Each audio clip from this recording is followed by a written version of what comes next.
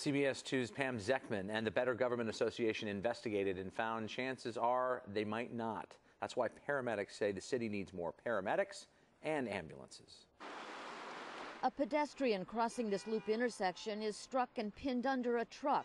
Firemen arrive within 4 minutes, then ask a dispatcher, where's the ambulance?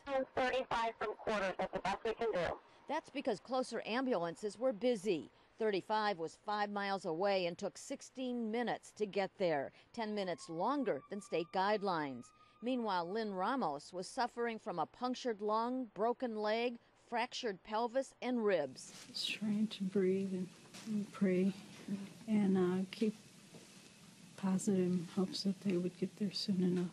Never should have happened, says paramedic field chief Patrick Fitzmaurice. What's the message in this case that City Hall needs to know? We don't have enough ambulances. The city says it meets state standards by getting a fire engine with a paramedic and advanced life support equipment to the scene within 6 minutes to stabilize a patient until an ambulance arrives.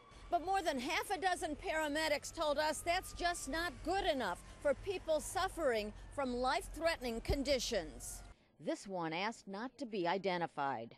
It may take 10 to 15 minutes for an ambulance to show up after that. And depending on what's wrong with the person, those minutes are critical. In a trauma patient, stroke patient, and in a cardiac patient, they need to be transported. An audit by the city's inspector general highlights the problem. It found the city's medical response times only met national standards 58% of the time instead of the recommended 90%.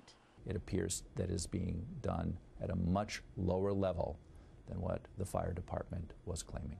After celebrity chef Charlie Trotter suffered a stroke last November, Unconscious, not breathing. ALS-equipped fire engines arrived in 3 to 4 minutes to help. It took Ambulance 11 more than 14 minutes to arrive.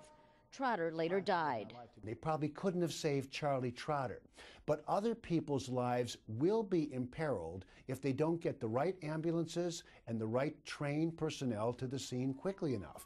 And that's a daily struggle for dispatchers. There's times where they'll literally just get on the radio and say, I have no ambulances. Are any available ambulances? Can anybody go?